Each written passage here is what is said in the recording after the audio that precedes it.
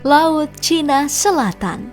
Lokasi yang satu ini memang sepertinya tidak habis dengan konflik, utamanya konflik Cina bersama negara Asia Tenggara seperti Filipina, Brunei, Malaysia, Vietnam, dan tentu saja Indonesia.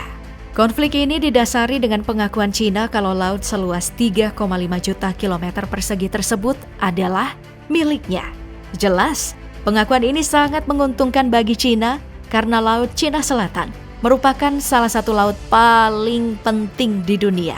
Setiap tahunnya, setidaknya 30% kapal kargo yang memobilisasi perdagangan dunia melewati laut ini dengan estimasi perdagangan mencapai 5,4 triliun US dollar atau 82,2 kuadriliun rupiah.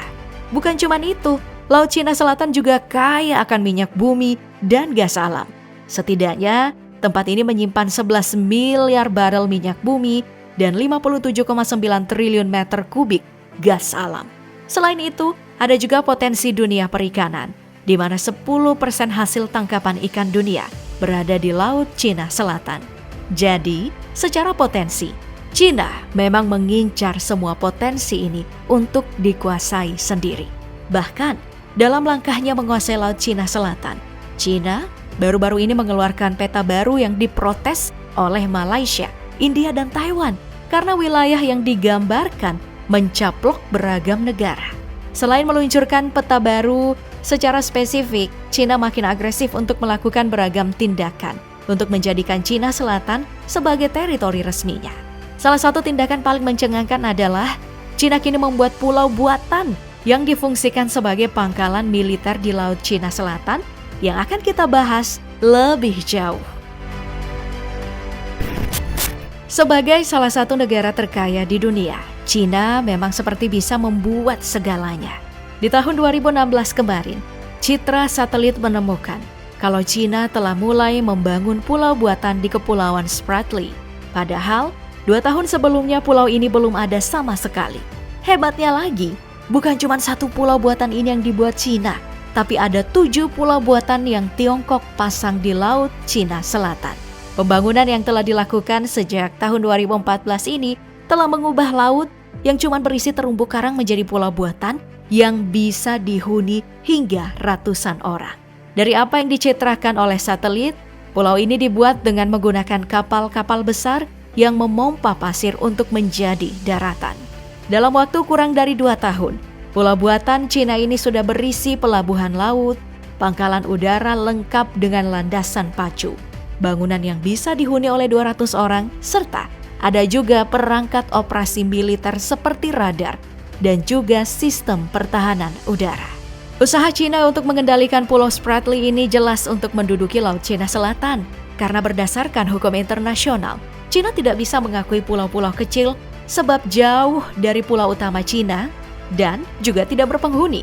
Makanya Cina membuat pulau buatan di sana agar saat infrastruktur dibangun dan ada penghuni dari negara mereka di sana, mereka bisa mengklaim wilayah Kepulauan Spratly. Tentu saja, hal ini akan membuat kegaduhan bagi banyak negara di Laut Cina Selatan. Sikap tak terpuji dari Cina yang secara agresif coba mengklaim Laut Cina Selatan sebenarnya jauh bertentangan dengan hukum internasional yang ditetapkan oleh PBB lewat United Nations Convention on the Law of the Sea. Dari aturan yang berlaku tersebut, lingkungan Laut Cina Selatan dibagi di dalam Zona Ekonomi Eksklusif atau ZEE yang berada 200 mil laut atau 370,4 km dari garis pantai. Wilayah ZEE ini kemudian dikendalikan oleh negara bersangkutan untuk mengelola sumber daya alam dan juga jalur perdagangan yang ada. Nah, bagi Cina, hukum internasional ini tidak sah karena mereka punya klaim sendiri lewat sejarah mereka. Berdasarkan apa yang diketahui, Cina mengklaim Laut Cina Selatan lewat istilah Nine Dash Line yang diwariskan sejak abad ke-15. Nine Dash Line ini merupakan garis putus-putus yang mencatut 90% dari Laut Cina Selatan dan 100% Kepulauan Spratly. Tentu saja, warisan utang dari Cina ini tidak diakui secara internasional. Namun karena Cina memiliki kekuatan tempur kuat, Cina bisa berlaku semena-mena di Laut Cina Selatan. Operasi strategi Kubis dari Cina ini bisa dilihat dari taktik mereka yang membangun pangkalan militer di Spratly Island dan melakukan operasi strategi Kubis. Operasi strategi Kubis memang terdengar lucu, tapi kenyataannya sangat menyeramkan. Operasi ini dilakukan Cina dengan mengepung pulau atau kapal yang berlayar di Spratly Island, menggunakan kapal militer seperti membungkus makanan dengan daun kubis. Dengan begini ya, Cina bisa mengumbar ketakutan di Kepulauan Spratly. Operasi strategi Kubis ini jugalah yang menjadi alasan Cina membuat pulau buatan sebagai pangkalan militer. Semakin banyak pangkalan militer di Spratly Island, maka sumber logistik mereka juga akan semakin banyak untuk melakukan operasi militer. Nah, kelakuan kelewatan dari Cina ini bukan cuma di lautan, karena di tahun 2015, negeri tirai bambu ini juga memberlakukan Air Identification Zone di atas Spratly Island. Dengan memberlakukan status ini, semua pesawat yang akan lewat di atas Spratly Island harus melapor kepada Cina. Hal ini jelas sudah kelewatan.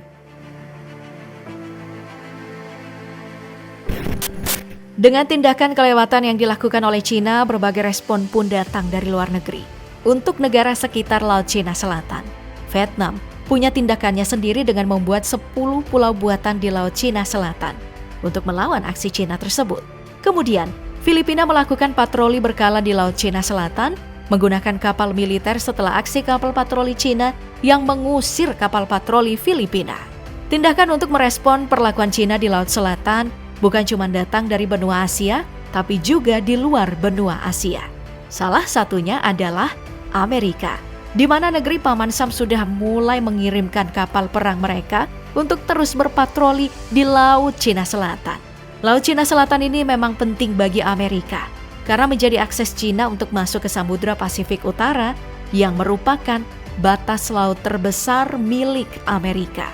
Saking pentingnya Laut Cina Selatan bagi Amerika, Steve Bannon yang pernah jadi penasihat Trump bahkan pernah bilang kalau mungkin saja Amerika akan berperang di Laut Cina Selatan dalam kurun waktu 5 atau 10 tahun ke depan. Tentu saja kita tidak menginginkan hal ini terjadi.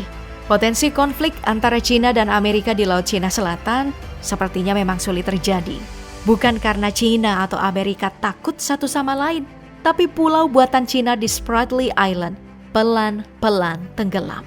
Pulau ini dilaporkan tenggelam karena pondasi tanah yang tidak kuat, sehingga tidak mampu menampung bobot bangunan yang begitu besar. Belum lagi pasang surut air dan seringnya badai terjadi di Laut Cina Selatan, membuat pulau ini tergerus sedikit demi sedikit. Jadi, tidak ada keuntungan lagi. Cina tetap bertahan dengan klaimnya di Laut Cina Selatan setelah mengalami kerugian besar jika pulau buatan ini benar-benar musnah.